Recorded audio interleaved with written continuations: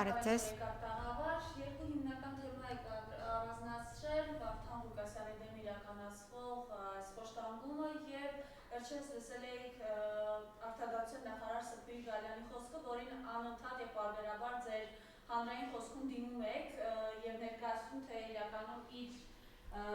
արտադատության ներքո Հայաստանում ինչ խոշտանգումներ են տեղի ունենում, նաեւ քրեակատարողական հիմնարկներում մահեր։ Խնդրեմ այսօրվա համար ինչ եք առանձնացրել։ Նախ երևի թե բարևենք Տիկին Գալյանին, սկսենք այդտեղից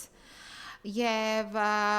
քանի որ բարևը նաեւ Աստծո կողմից է մեզ բոլորիս պարգևված, ապա հենց այդ դրանով առաջնորդվելով բարև Տիկին Գալյան։ Տիկին Գալյան, 2 օր առաջ դուք հանդես եկաք հրապարակային հայտարարություններով եւ այդ հայտարարությունները ձեր հիմնավորում եք նրանով, որ դուք կարող եք ձեզ թույլ տալ ունենալ օրինակ $200,000 համարժեք, այսինքն այդ գումարով, այդ արժողությամբ բնակարան, օրինակ 10 տարի հետո աշխատելով որպես Հավանաբար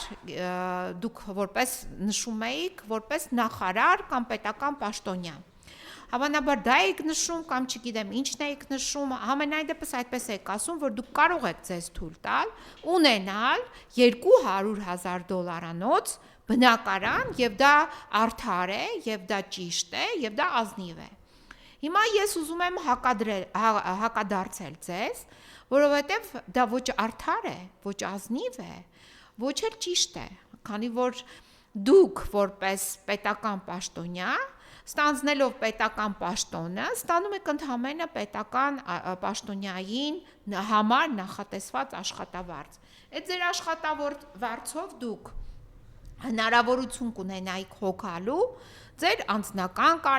կարիքները, ընտանեկան կարիքները եւ ապրուստի միջոցը։ Դրանից ավել, որpիսի դուք ձեռք բերեիք $200,000 բնակարան, դա հնարավոր չէ։ Ես անձամբ եղել եմ բարձրաստիճան պետական պաշտոնյա 10 տարի եւ այս 10 տարիների ընթացքում ես ինձ չէի կարող թույլ տալ այդ պետական աշխատավարձով ունենալ նման բնակարան, որովհետև պետական աշխատավարձը բավականին ցածր է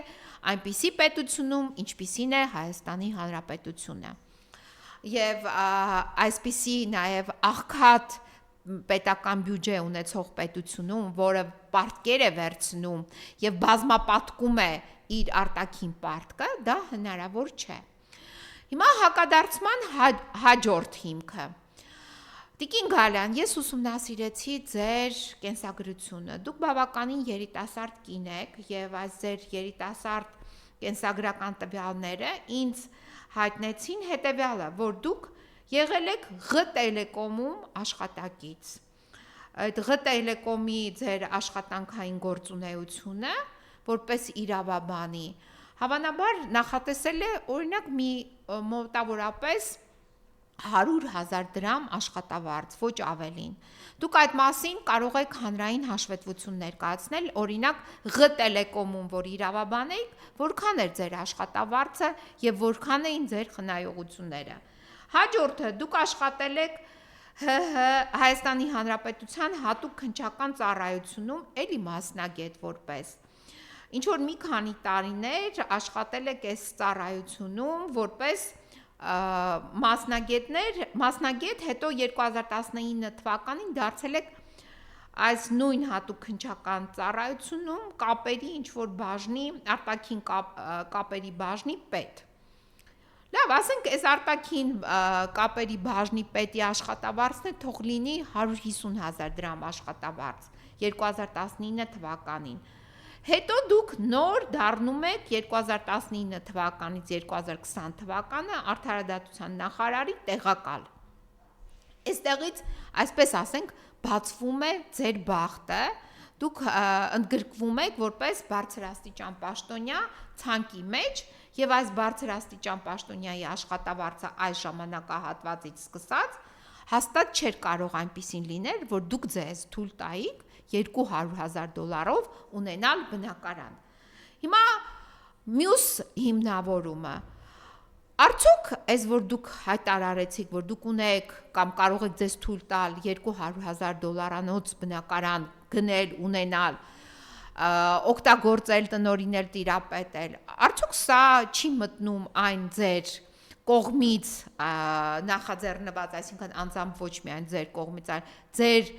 կառավարության կողմից, որին դուք անդամակցում եք, այդ կառավարության կողմից այն տրամաբանության մեջ, որ սա ապօրինի հարստացման աղբյուր է եւ այս ապօրինի հարստացման աղբյուրի պարագայում ձեր նկատմամբ չպետք է հարուցվի օրինակ հայց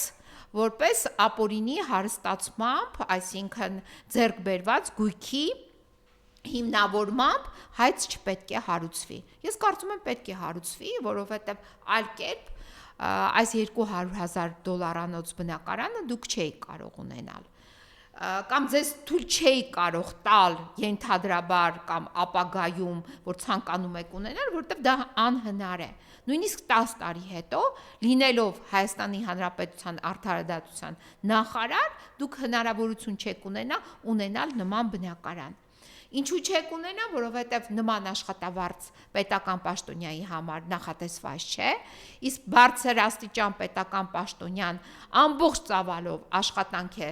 իրականացնում որպես պետական պաշտոնյա, դուք իրավունք ունեք իհարկե մանկավարժական գործունեությամբ զբաղվել, բայց դա ժամանակատար է, ես չգիտեմ ինչ դասավանդումներում եք ընդգրկված, այսինքն ինչ դասեր եք տալիս, ինչ ակադեմիական ինչ-որ ժամեր ունեք, ինչ որ ուսումնական հաստատություններում, բայց դրանց աշխատավարձը նույնպես չնչին է, հետևաբար դուք չեք կարող ձեզ թույլ տալ ունենալ $200,000 բնակարան։ Եվ հաշվի առնենք, որ դուք, ես չգիտեմ ձեր ծագնումաբանությունը, այսինքն դուք չէիք կարող ունենալ նման ժառանգություն եւ դուք չեք խոսում ժառանգության մասին, որ այդ գույքը դուք ձեռք եք բերել որպես ժառանգություն կամ այդ $200,000 բնակարանը դուք խոսում եք ձեր աշխատանքի մասին։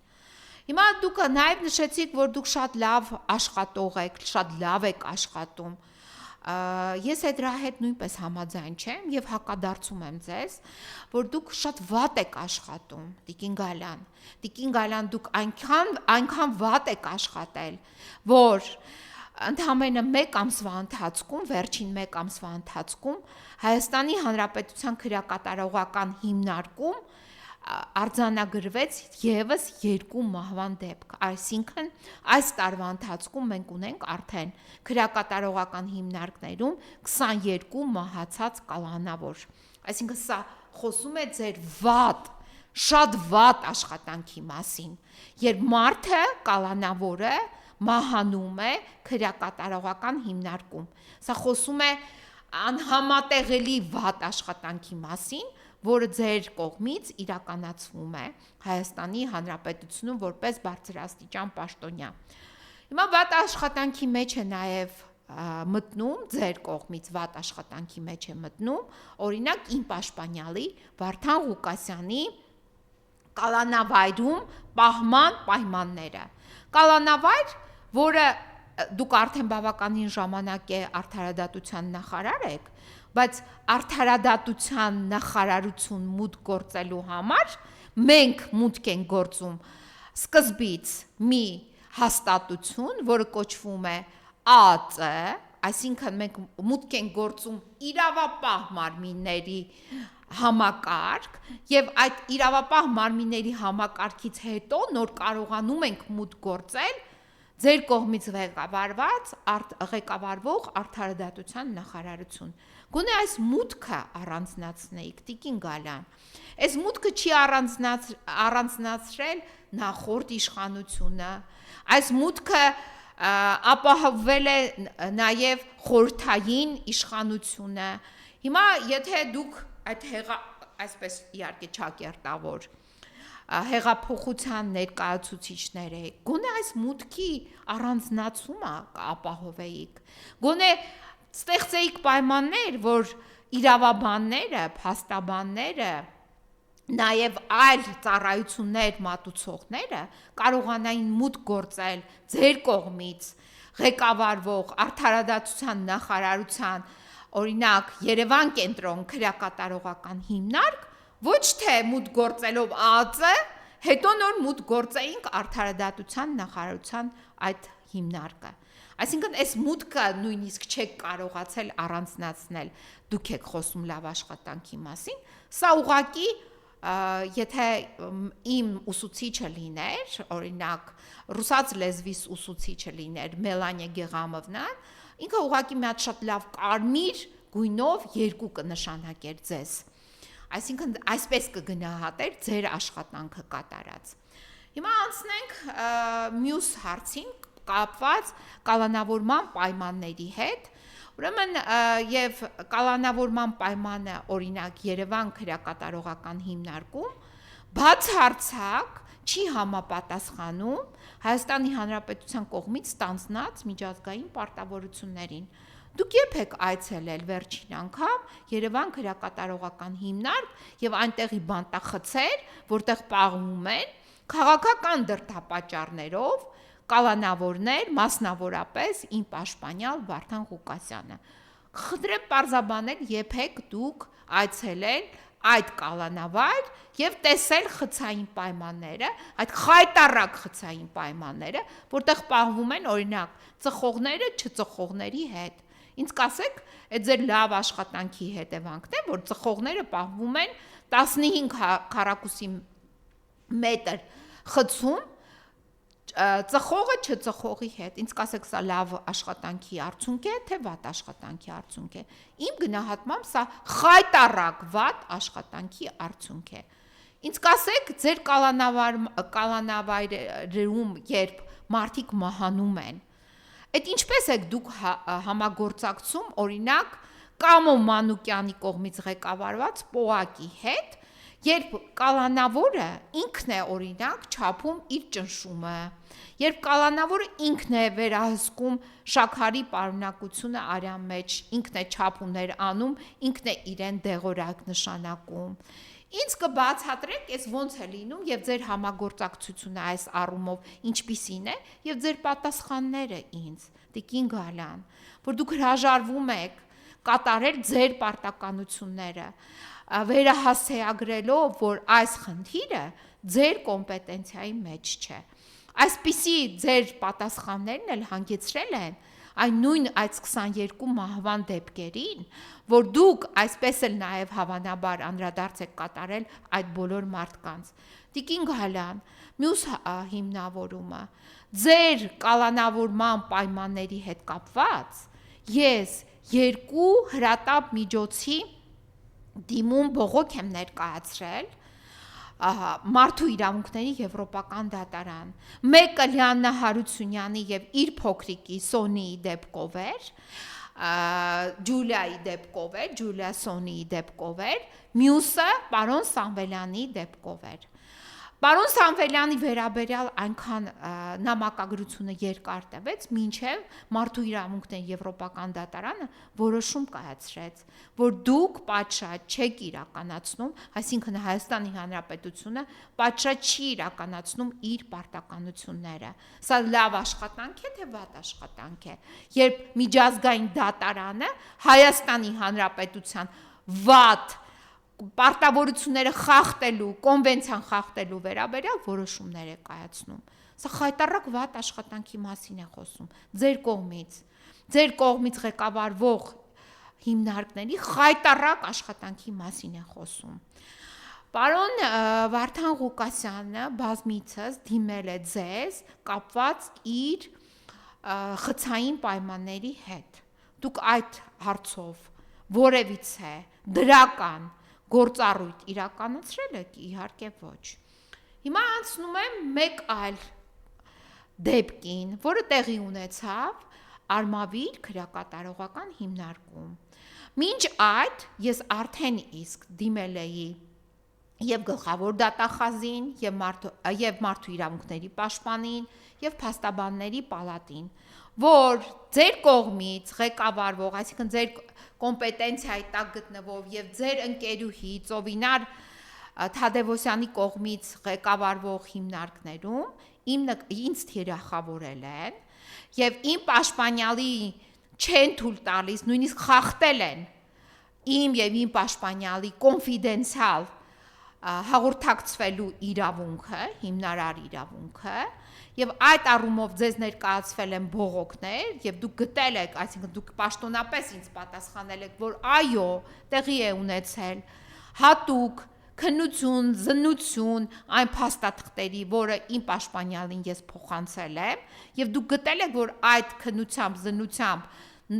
տրված նյութերը չեն պարունակում քրեական վարույթին կամ քրեական վարույթին վերաբերող նյութեր չեն եւ չեն պարունակում քրեական վարույթի տվյալներ։ Տիկին Գալյան, դուք ով եք, այսինքն ձեր կողմից այդ դուք եք պատասխանել, պաշտոնապես դուք եք այդ ղեկավարը, ձեր անունից են ինձ պատասխանել, որ դուք իրավունք ունեք կներեք քիթներդ մտցնել իմ եւ իմ պաշտպանյալի պաշտոնական, կոնֆիդենցիալ, փաստաբանական գաղտնիք պարունակող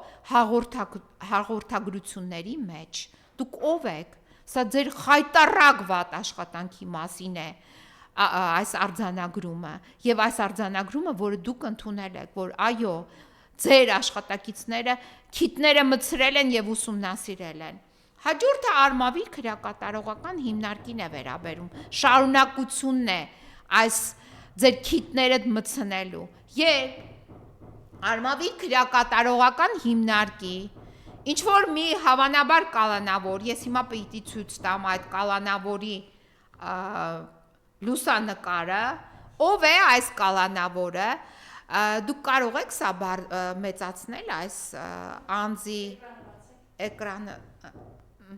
ավելի մեծ, այս անձը ով է, երևում է ձեր մոտ։ Տիկին Գալյան, ով է այս անձը,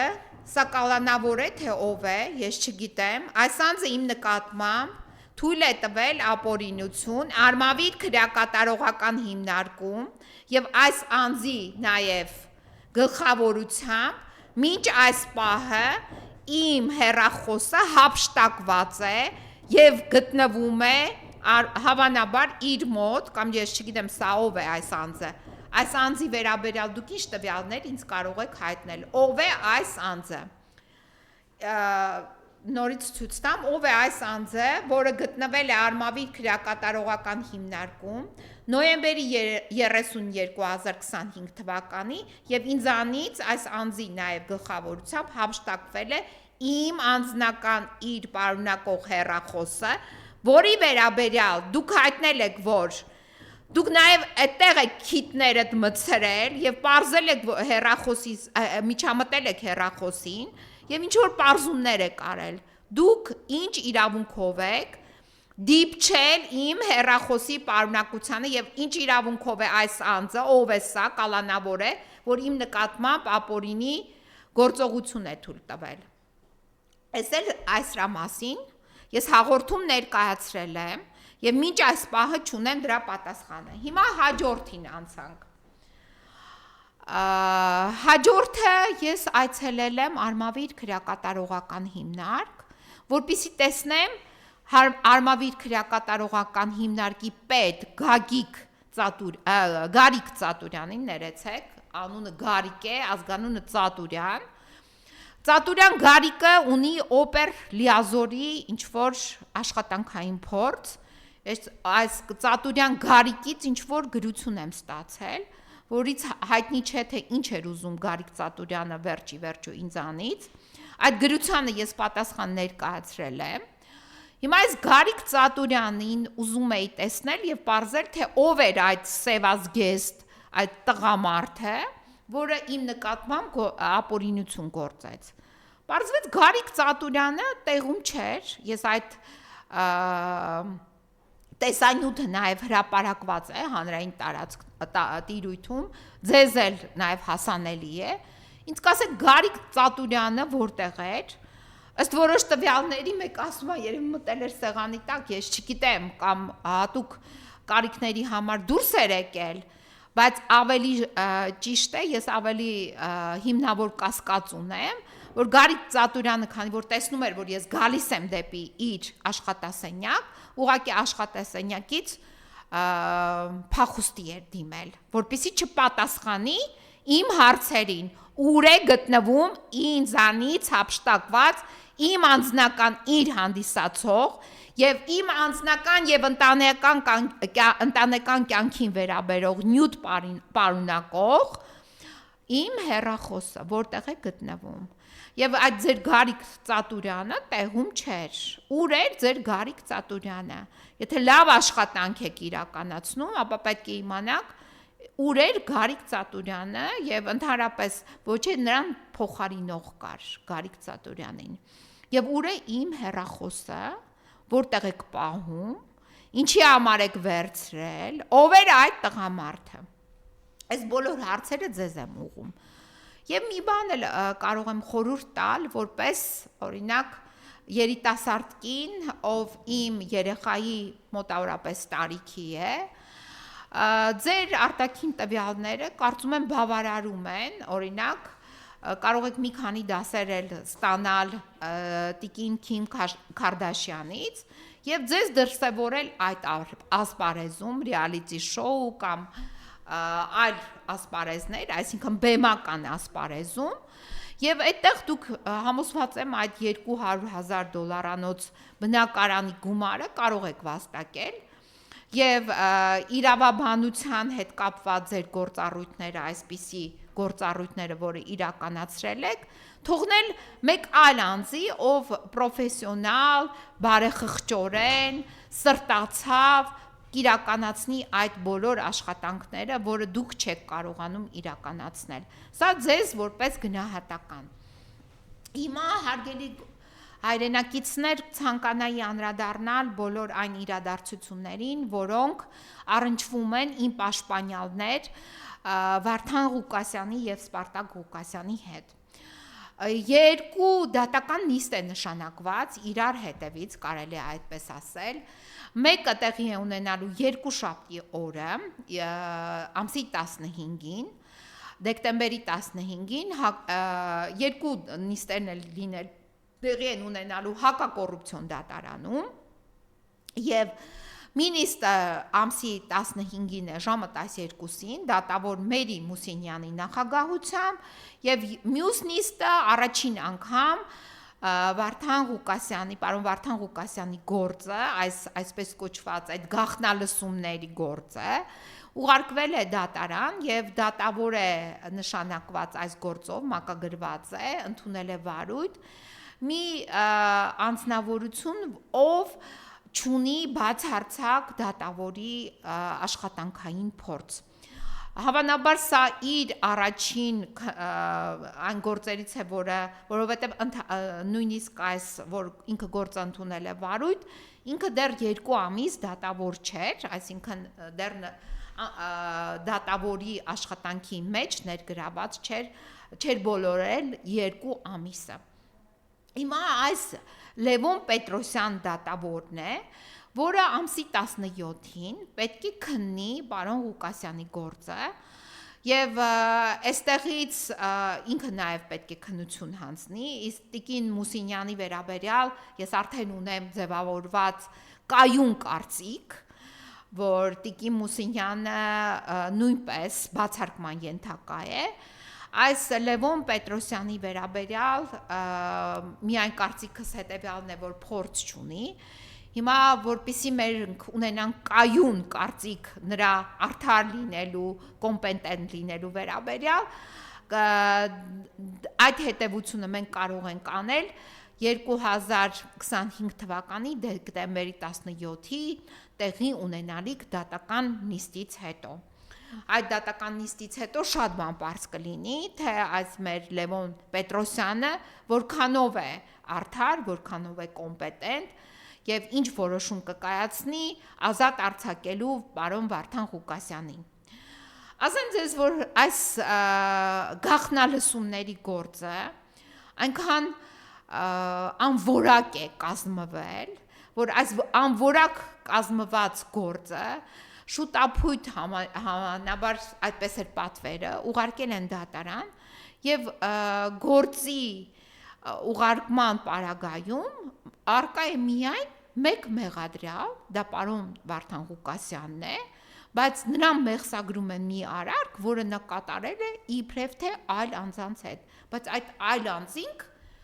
պարոն Վարդան Ղուկասյանի հետ չեն առերեսվել եւ այդ անձանց վերաբերյալ գործերը չեն գնացել դատարան։ Դուք պատկերացնում եք, կտրել են պարոն Վարդան Ղուկասյանի մասով այդ գաղտնալսումներով կտրած, կարկատած, չգիտեմ ինչպես բացատրեմ այս գործը ուղարկել են դատարան, բայց եւ մեղսագրում են մի արարք, որը իբրև նա կատարել է այլ անձանց հետ, այլ անձանց անուններ կան, բայց այդ այլ անձանց գործերը դատարանին չի փոխանցվել եւ այդ այլ անձանց հետ ում մեղսագրվում է արարք, այդ անձը չի առերեսվել։ Այս որակի, այս փնթի ոչ կոմպետենտ կարած, ձևած, պատվիրված գործը ուղարկել են դատարան եւ փոխանցել են մի անփորձ դատավորի Լևոն Պետրոսյանին։ Գործից միայն ասեմ, որ փաստորեն պարոն Ղուկասյանը դեռ չստանձնած Գյումրիի քաղաքապետի պաշտոնը, իսկ պաշտոնը ստանձնելու համար օրինակ մարդուն պետք է տրամադրեն տեխնիկական միջոցներ, աշխատասենյակ, էլեկտրոնային ստորագրություն, որոշումների հետ կապված, ընթացակարգի հետ կապված որոշ ընդունում, հանձնում փոխանցումներ պետք է տեղի ունենան։ Այս ամեն ինչը դեռ չստանձնած, պարոն Ղուկասյանը դեռ մուտք չգործած աշխատասենյակ, ստորագրությունը չստացած եւ այլն, բարձվում է մի հատ օպեր լիազոր, ով իրավասու է կատարել օպերատիվ հետախուզական միջոցառումներ հակակոռուպցիոն կոմիտեից, ծննդաբերում է մի զեկուցագիր եւ զեկուցում է, որ իրեն անհրաժեշտ է իրականացնել օպերատիվ հետախուզական միջոցառումների համալիր գործողություններ։ Այս օպերը մեր Աղաջանյանը, այս օպեր լիազորը հակակոռուպցիոն կոմիտեից այս փաստաթուղթը ծննդաբերում է, դեռ երբ պարոն Ղուկասյանը չէր գնացել իր աշխատասենյակ, այսինքն քաղաքապետի աշխատասենյակ, որպեսզի սկսի աշխատել որպես քաղաքապետ, դեռ մուտք չէր գործել, պատկերացնում եք, այսինքն մենք ինչ ունենք, եւ այս մասին մենք իմանում ենք, երբ այս ոչ կոմպետենտ, որ ասեցի, այս գործը որոշում են ուղարկել դատարան եւ մեզ հայտնում են նախաքննության ավարտի մասին եւ թույլ են տալիս ծանոթանալ գործի նյութերի հետ։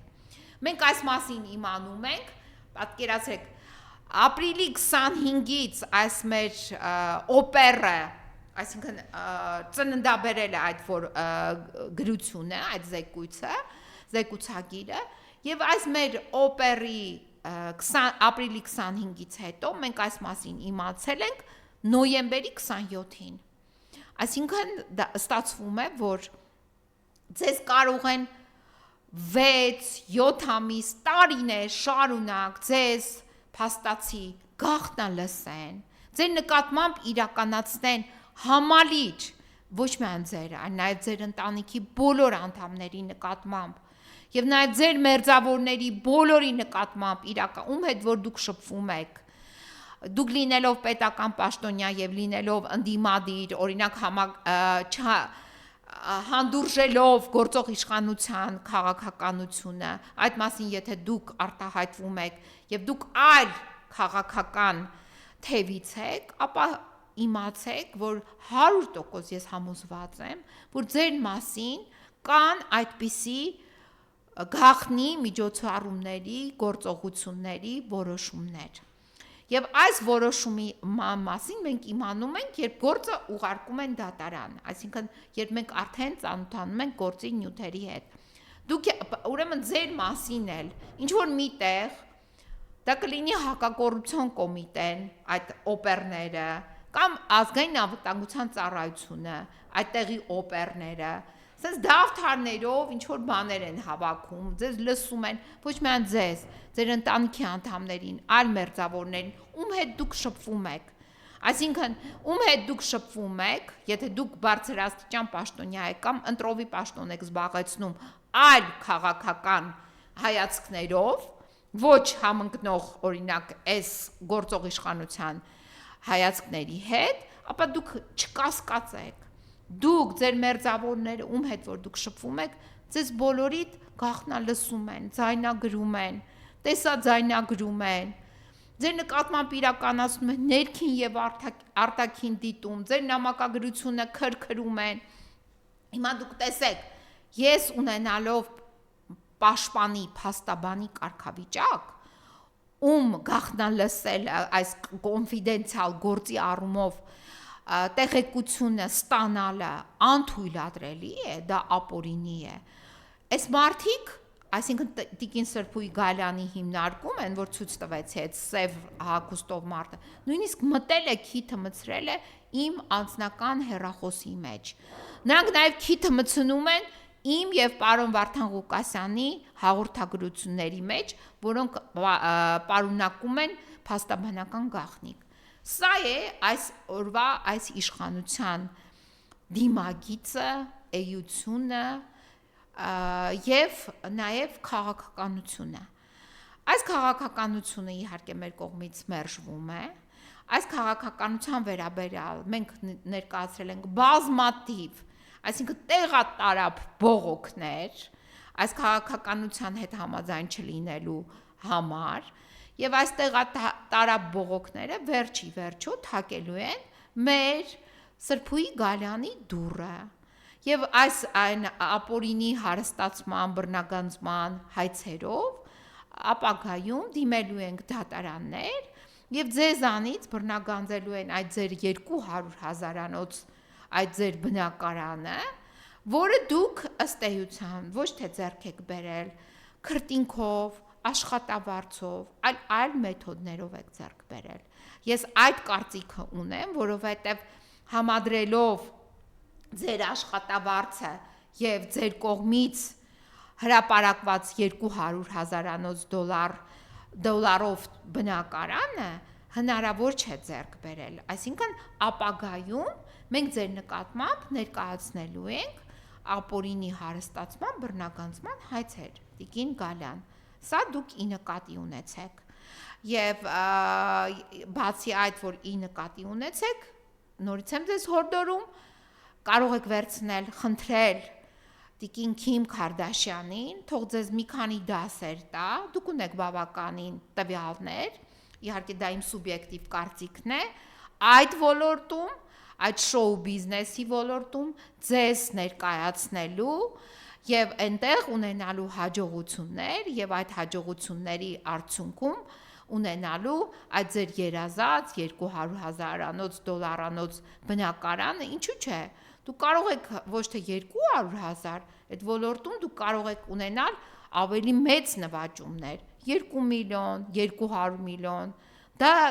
ձեր ապագան, դուք երիտասարդ եք, տեսեք այդ ոլորտում, թողեք իրավաբանությունը, թողեք այդ պաշտոնը։